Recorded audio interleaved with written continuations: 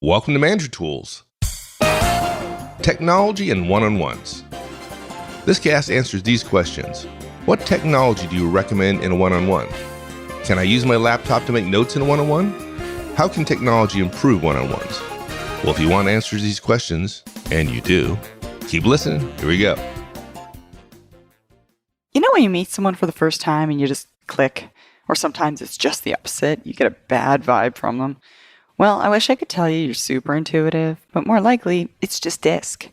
Our communication styles play into our first impressions and make a big difference in how we work and communicate with others.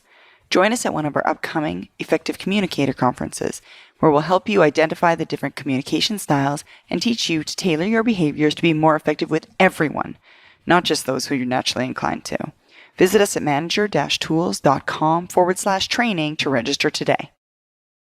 We made a lot of recommendations against technology and one-on-ones in the past. I think could be misconstrued, right? Because we didn't go into a lot of detail about all sorts of technology. No, you could overreact, but you couldn't misconstrue. I don't think. I mean, we said don't use laptops to take notes in a meeting, and because people are wedded to their laptops in many cases, they took that to mean, I can't use my laptop in a one-on-one.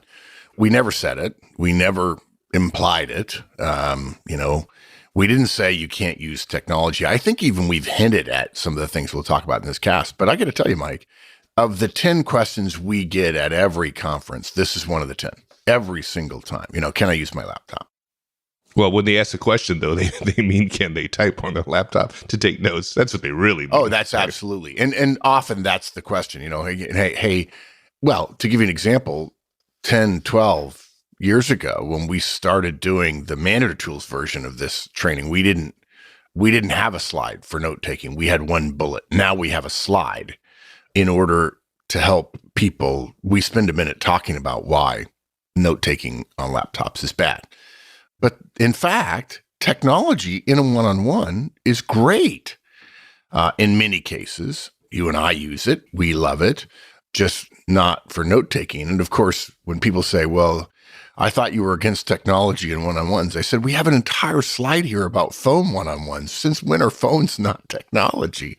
Yeah, and obviously, I mean, we're in our 50s, and so we're against technology because we're old curmudgeons, as I think somebody said on one iTunes podcast review. Just a bunch of old white men. That's us. I get emails from people saying, you're clearly out of touch. You don't know about the new world. You don't know how millennials are shaping the world. You and your business partner are two old white guys in white or blue button-down shirts giving guidance. And I thought, wow. Okay, I'll leave it right there. Well, in some sense, it's correct. We do like blue. I do blue button-down shirts. So there you go. And I am kind of old, but I do like technology. Yeah, there's a difference between doing those things and making it pejorative. Yeah, exactly. That you're old, which I think is discriminatory. But okay, so we have 3 bits of guidance here for this cast. So we're going to reiterate our guidance about no typing for note-taking. We do recommend tablets and Microsoft OneNote, which is existing technology. And folks, I know that we'll try to be careful there around the difference between timely and timeless. For those of you who don't know, every single cast we've ever put out in the last 13 years is still relevant today. It's very different from other podcasts. And we don't address technology trends because that would make a cast obsolete at some point in the future. But in this case, we do have to talk a little bit about the existing technology today. And if it changes enormously, we end up writing with our minds in the air, we'll change the podcast. And the last point, using things like tracking websites, reporting websites, shared websites, technology, sharing a screen or something like that, we highly recommend. Sharing documents works very well. We've done it. We know thousands of managers who are doing it while staying away from the siren call of typing on a laptop for note-taking. Okay, so let's go back to our earlier guidance just for a few minutes about no typing for note-taking. And I guess that's the key, right? No typing for note-taking. Yeah. The core of our early technology guidance in Manager Tools one-on-ones was don't type your notes on a laptop during the one-on-one. Yeah, and just be clear, because we are old, and this is in the show We're not notes. old. Okay, folks, Mike's old. I'm not. Okay, we're not. If you're 25 and you think of 57-year-old people as old, then you think we're old. But that's a label. Okay, I'm not going to talk about that again. That just got a bad reaction from my business partner. So, any case, we used when we first started doing Manage Tools, we used to talk about you can't use a typewriter either. So that's just saying. Oh, I totally blew your joke, didn't I? Yeah, you did. It's like this. I almost stopped. I had to follow through on it, but now it's just wait, sorry, that's 30 seconds, folks. You'll never get back. So go ahead, partner. Yeah. So if you ask me, I think it was an affront against people who wanted to type, because they did use their laptop to type notes in meetings and in other things that they do. And that was an assault on the way that they did things. And so that was turned into a generalized ban, which we never intended, so on. It's been our sense. You can email me and tell me I'm wrong at mahorseman@manager-tools.com. The issue is those who wish to use their laptops really want to use their laptops. They really do, for everything. And to tell you the truth, I would say that there's data that suggests that tends to be age-based, since we were making jokes about being old. It's much more likely that a 25-year-old, 23-year-old today would have a laptop with them on the couch when they're watching TV or in the kitchen, whereas a 45-year-old is less likely to do that. Please don't email me and tell me you're 45 and you do that, because that's true, but I said less likely, not guaranteed. And the people that want to use their laptops for note-taking for everything all the time, and in one-on-ones, the primary thing we're talking about here is note-taking, because it's easier, because it's better, because there's a digital record, because I'm faster typing, because I can email the results. By the way, that's moot now, because it's more searchable and so on. We stand by our earlier guidance. We encourage you, we implore you, don't take notes by typing into your laptop during a one-on-one. There are some important facts you need to consider.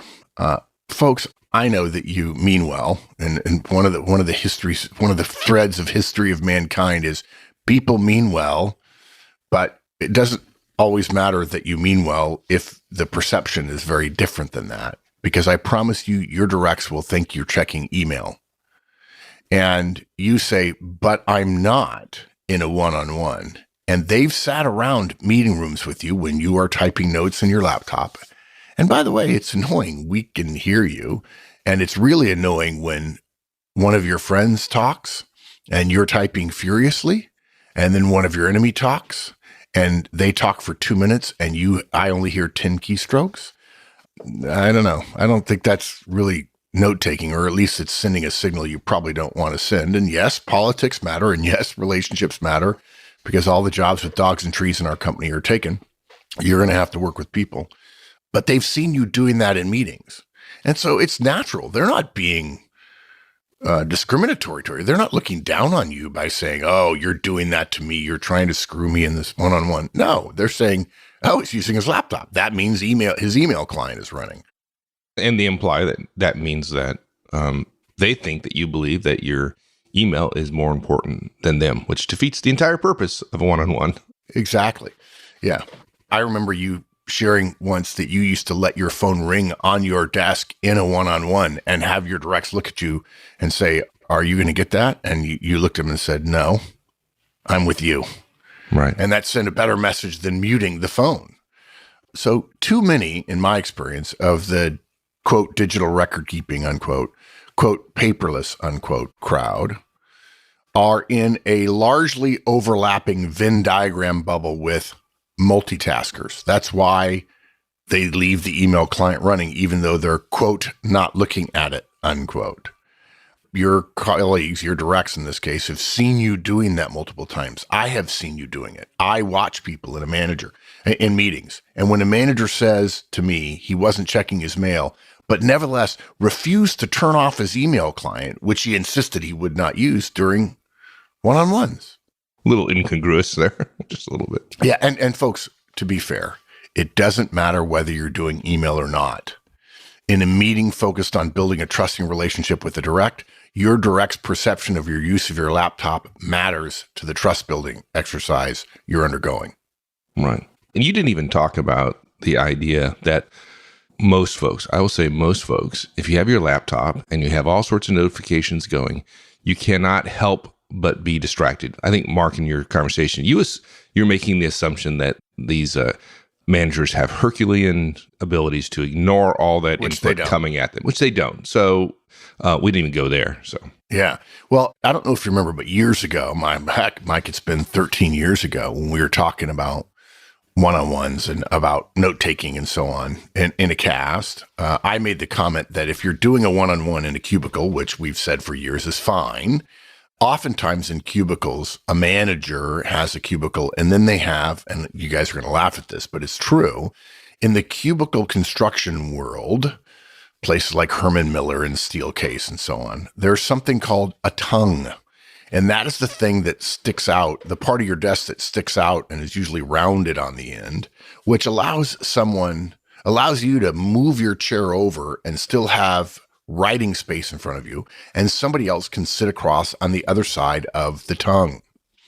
And I see this happening. And when we made the change to many more people having laptops versus desktops for all kinds of great reasons, they would leave their laptop open and facing them, but generally at an angle, at a 30 degree or 40 degree angle to their line of sight to the direct. And to your point, for a long time and still today in 2018, my sense is that laptops, as you say, are literally an alarm and ringing and buzzing and chirping and flashing cornucopia. It is amazing. I've said this before, I'll say it again. At Microsoft, for Outlook, there is the potential, at least for a lot of years, I don't know if that's still the case, I haven't looked at Outlook on a Windows machine in a while, an alert that you got an email can slide up in the bottom right-hand corner. It may be customizable, configurable. You could have it come from different places. But in the vast majority of cases, when I've been looking over people's shoulder and they're showing me something, there's email popping up from the bottom right-hand corner, and then if you leave it alone, it goes away. That's called toast. Most people assume it's toast because it comes up like toast out of a toaster. In fact, the joke at Microsoft is you're toast if you look at it all the time, because particularly at Microsoft, with an email culture, maybe not as big an email culture as, say, Intel, but a big culture for email, like many technology companies. If you're looking at your screen and you're getting those things, you're getting an email every minute. If you're getting an email every minute, you have an attention span of about 30 seconds because it takes you 30 seconds to regain your focus on something else, which is just impossible.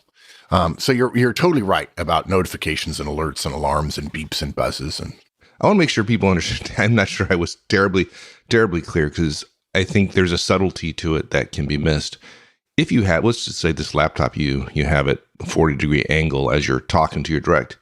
Even if you don't go over and open up an email and read it, even if you don't go and type on it, as you're talking to your direct, they are hypersensitized to your behaviors, the things you do. And every time something pops up, because the light emitting from the laptop is slightly different because a new window popped up or a new notification popped up, and you do nothing but glance over with your eyes. That's the glance. Yep. Your direct will immediately notice that and conclude, again, that you're not focused on them just by glancing over. And I just defy somebody to have their laptop there and not glance over. I think it's virtually impossible. Yeah. And if you're not going to glance at it, why have it? Why have it? Okay. Okay. Second point.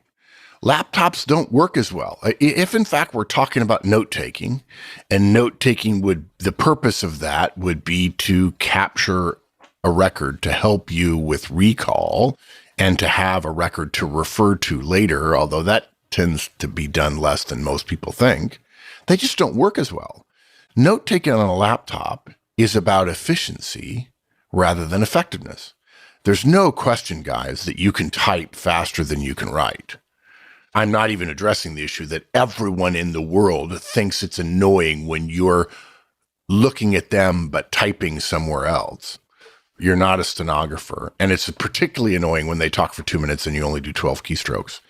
But we agree you can type faster than you can write. And I also agree that you can type and more clearly than you can handwrite. And I also agree that there are studies that show that young people today, their handwriting is worse because they're typing more. I would argue that that's fine, but I think you still need to learn how to handwrite. And I don't necessarily need to have you handwrite as well as so that I can read it, but you need to be able to read it. And many of the people who are typing all the time says, I can't even read my own writing. I said, well, that's not a problem with your laptop or your typing. That's a problem with a different skill. When people tell me about laptop note-taking, they say that basically the proponents of this, that's what they want to tout, the process. But just because the input process, typing, is faster doesn't mean the intended goal, recall, is enhanced. In fact, typed note-taking is famous for being the worst form of note-taking. I've said it before, I'll say it again here. There's a classic study. No, it's not classic because it's only happened in the last year or two. 3 groups of people listening to a lecture, 1 taking notes on a laptop, 1 handwriting notes, and the 3rd group pretending to write notes with an invisible pen on an invisible piece of paper. The group that came in last in recall of that lecture was the note-taking group on a laptop. Note-taking on a laptop is not built for your brain. Your brain doesn't store text. It stores pictures. And guys, here's even more. Despite the digital nature of the record that would then allow you to type in your query, there are plenty of studies showing that searching a handwritten notebook is faster than digital search. Again, because the brain stores images and not text, assuming you have a little bit of organization for the paper. We've all had the experience of knowing we wrote something down, a key piece of information, and we can even remember where it was in the paper and the fact that it was turned sideways. And then we instantly recognize it when we turn to the page that we wrote it on. That's not about text. It's not about digitization. It's not about storage. It's not about speed. That's about visual context, which is something our brains do magnificently. Our brains don't store text.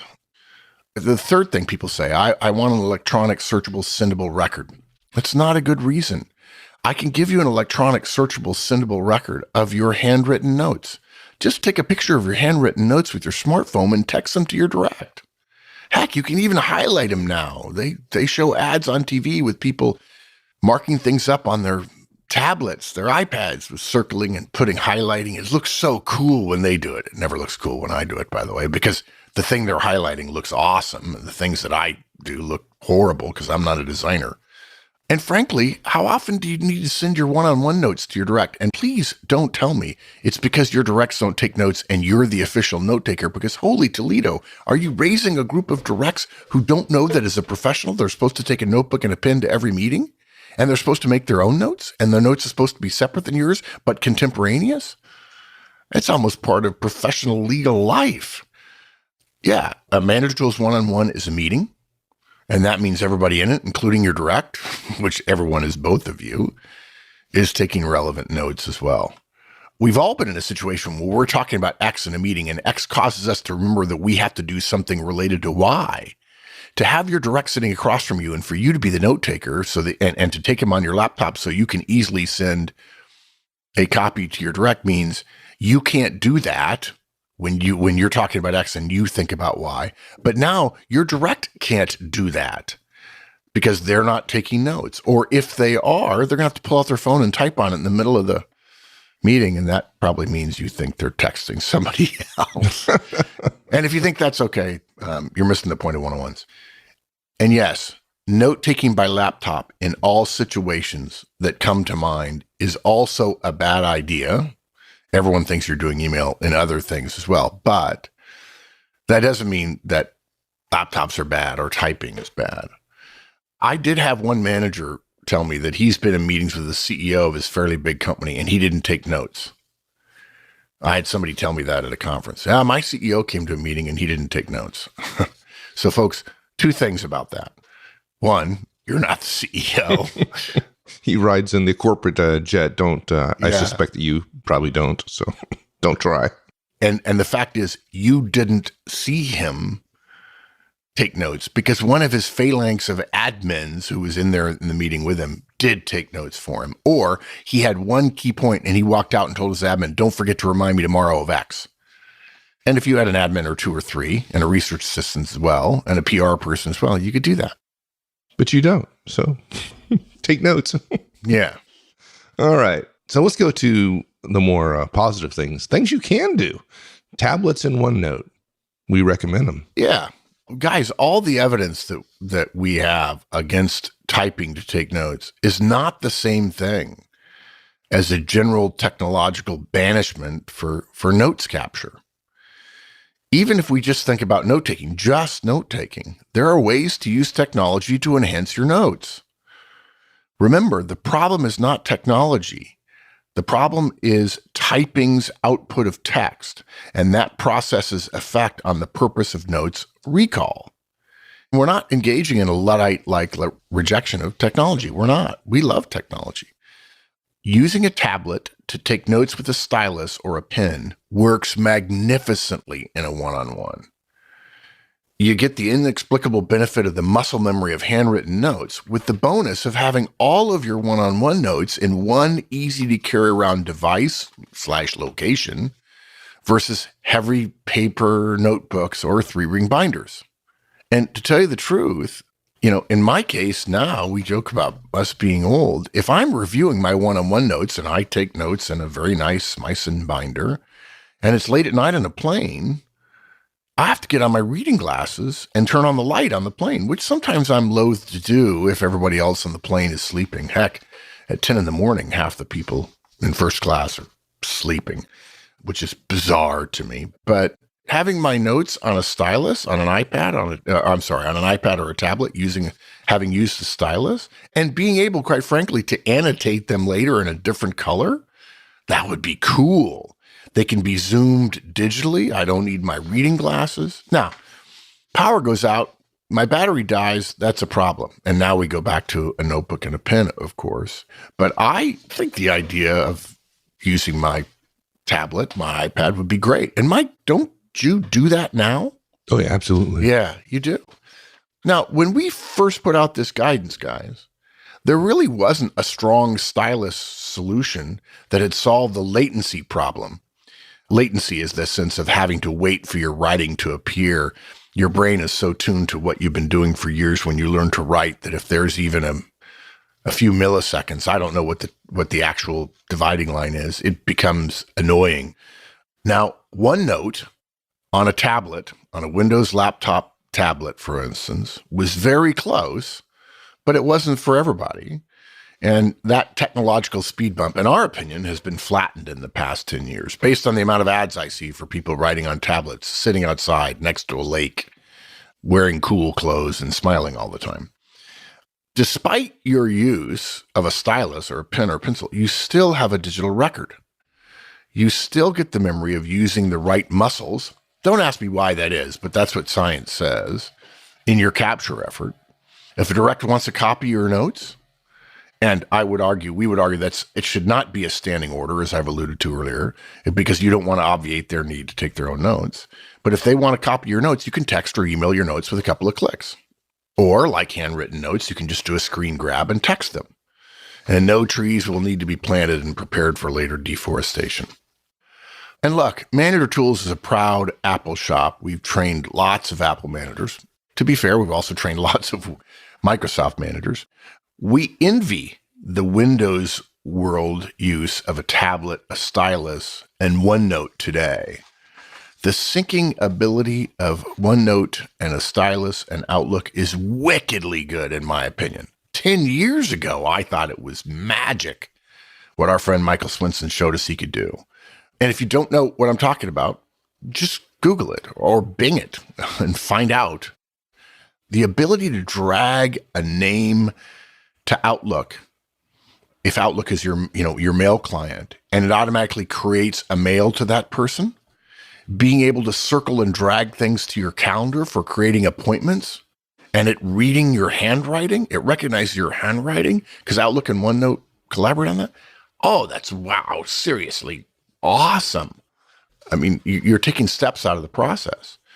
So please, We like technology here, podcast being a technology, and we think tablets and stylus and OneNote and iPads and Outlook and so on are awesome. And you should come up with your own, and you could probably find entire blog posts and websites devoted to the integration of tablets and styluses and workflows. I wouldn't be surprised if David Allen has something related to him in getting things done at this point, or somebody does. A life hack. There's a lot out there. Google search will give you a million. Yeah. Okay. And last, what about tracking websites or reporting websites or shared documents? And the answer is yes, yes, and yes. In particular, given the number of one-on-ones that happen over the phone, how could you not use these things? I guess is a question for me. Yeah, I think the answer is, we didn't intend to say you can't use technology. Some people heard it and then ended up getting frustrated that they're taking all these manual notes and then, I can't look at my screen. I can't look at my laptop. I can't refer to an internal electronic document, and got frustrated with one-on-ones. And I don't blame you. The note-taking part of technology was such a big stumbling block, or the technology part of note-taking maybe, that we never really shared other great uses of technology in one-on-ones. We've shared the statistic before in these that in our data show, 86% of managers, what they really want to talk about at one-on-ones is work during their portion of their one-on-ones. Has the direct done what they're supposed to do? Did they do it when they were supposed to do it? What was the quality standard? What's their forecast for work productivity in the next few days? A la Scrum, what are their roadblocks coming up? Those kinds of questions in the technology/productivity enabled world that we live in just beg the question, right? Why not then refer to a status spreadsheet that's live on an internal website to ask questions about status? We do it at Manager Tools. My directs know that we have a spreadsheet with status, red, amber, green, and so on. And if they're red on something and they haven't told me about it in advance, I'm going to ask them about it, because one of the first things I do during my portion of the one-on-one is to say, okay, let's go to Cypress, which is an internal website. If you couldn't do that, it defeats the real-time nature of an electronic document to have to print it out so you could refer to it. And we all know what can happen there. The direct, truthfully or otherwise, can say your printed out version is out of date because they updated it in the last hour. Now we have to decide whether or not we want to look at the website live to find out whether or not they're fibbing. And that's not a good moment. It's just not. Why not read an email you got from a customer or from the direct rather than referring to it generally?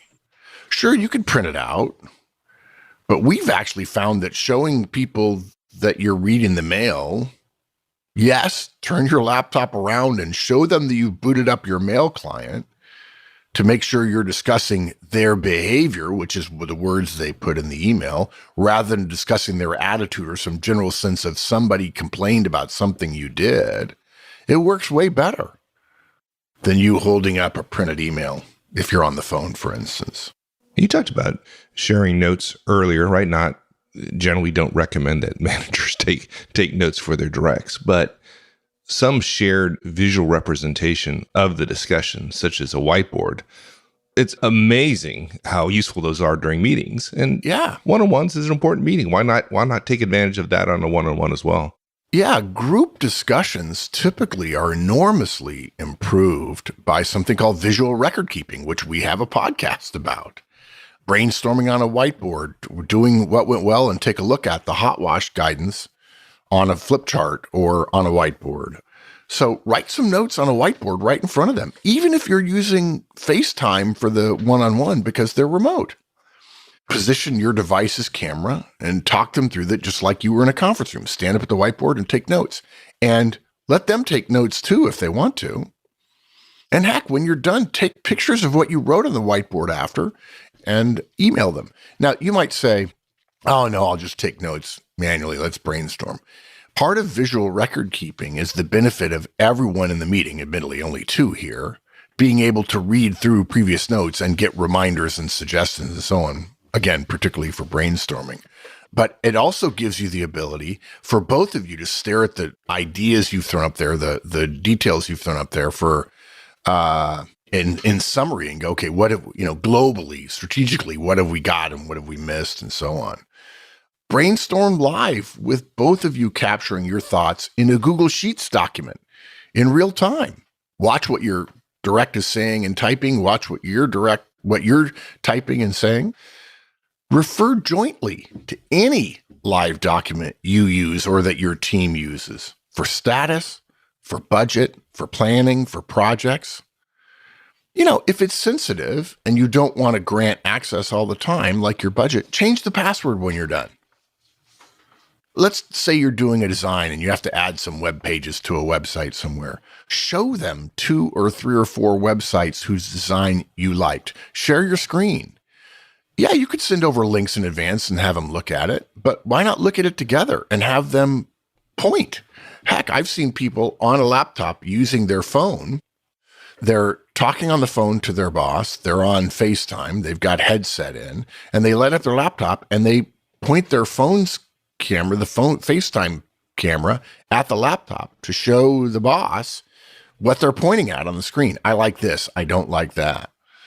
You could text them an address if you're using Skype, or I'm sure FaceTime or anything else allows the ability to text them an address during your one-on-one. Send it as a message through Skype, right? Don't make a habit of it, but you could send some links in advance and let them know you'll want to review whatever's there during your one-on-one, because you're both going to light up that website and take a look at it. Tell them specifically, don't waste time on during your portion of your one-on-one. This is not me hijacking the one-on-one. Now, you start doing that every week, they're going to start briefing you on what you send. And now it's not a one-on-one because your agenda is overtaking theirs. And look, if work performance is at all on your mind, why not go over highlights, good and bad, of their responsibilities of whatever work or task or project website you use to keep track of your status, like I mentioned with our Cypress. Because surely you do insist on live tracking of task and deliverable status, right? Surely you do. And again, screen share. We use Skype and Zoom here at Manager Tools, as well as using Google Docs an awful lot, for brainstorming, for editing, for creating 0 drafts collaboratively, for walking colleagues through presentations, and for the presentation themselves. Great uses of technology that aren't note-taking. These are just some of the things. Folks, I would encourage you to write us and tell us other uses of technology you use that help you in your one-on-one. We'll share them with everybody in an aside to a future cast, as long as they're not note-taking. All the stuff we mentioned are great, reasonable, supported, recommended use of technology. And you can even type, just not for the note-taking portion of it. And I know that means you're going to have to do 2 things at once, but hey, you're going to have to handwrite and you're going to have to use technology, but then you're a multitasker, so it's cool. Well, good. We finally put this bad rumor to rest. We do believe that technology can help your one-on-ones. Yeah, typing on your laptop might be efficient, but it's ineffective, and that's not good. So that's it. Hope that helps. Thanks, my friend. Have you ever wondered what your results might be if all of your managers were following the Manager Tools guidance? Well, it's simple to know. Let us bring our effective manager, communicator, or interviewer training directly to you on site, where we can customize our guidance and on a day that works best for your uptempo. For a flat investment of $15,000, we'll work with up to 30 folks, and all Invecta Manager attendees receive the Roadmap license along with organizational reporting and measurement. Your organization incurs no cost nor downtime for travel when we come directly to you. For more information, contact Maggie at manager-tools.com. All right, everyone. We'll see you next week. So long.